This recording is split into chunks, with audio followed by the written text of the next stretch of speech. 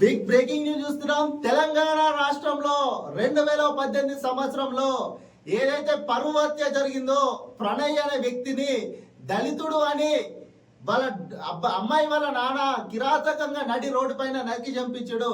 అయితే ఆ తీర్పు ఏదైతే ఉందో ఈ రోజు నల్లగొండ SC/ST కోర్టులో ఈరోజు తీర్పు అయితే వెల్లడించారు. ఆ తీర్పులో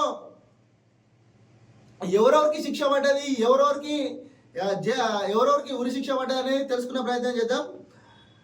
ప్రణయ్ హత్య కేసు తెలుగు రాష్ట్రాల్లో సంచలనం రేపిన ప్రణయ్ హత్య కేసు నిందితులకు ఈ రోజు కోర్టు శిక్ష విధించింది.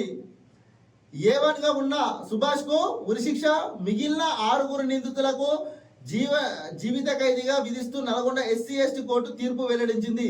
ఈ కేసులో A1 గా ఉన్న అమృత తండ్రి మారుతిరావు 2020 సంవత్సరంలో ఆత్మహత్య చేసుకొని చనిపోయాడు.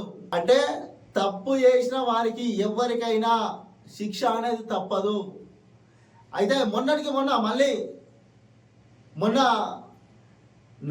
మన సూర్యాపేట జిల్లాలో ఓ దళిత వ్యక్తి కృష్ణ అలియాస్ బండి అనే వ్యక్తిని కూడా సేమ్ పరువు హత్య లాగా వాళ్ళ నాన్నమ్మ వాళ్ళ మనమలతో కలిసి హత్య చేయించింది. ఈ కేసు కూడా ఎప్పుడు కోర్టు తీర్పు చెప్తుందో దానికోసం కూడా ఎదురు చూస్తున్నారు. అంటే దళితులు కులాంతర వివాహం చేసుకుంటే ఇట్లా నడి రోడ్ల పైన నరికి చంపుతుర్రు. ఇది ఎంతవరకు కరెక్ట్?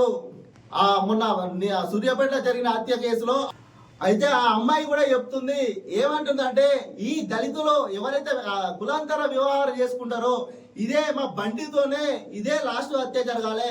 మళ్ళీ రాష్ట్రంలో అయినా ఎక్కడ అయినా ఈ కులాంతరాలు వివాహాలు చేసుకుంటే మాకు సెక్యూరిటీ అనేది కావాలని కూడా ఆ అమ్మాయి చెప్తుంది.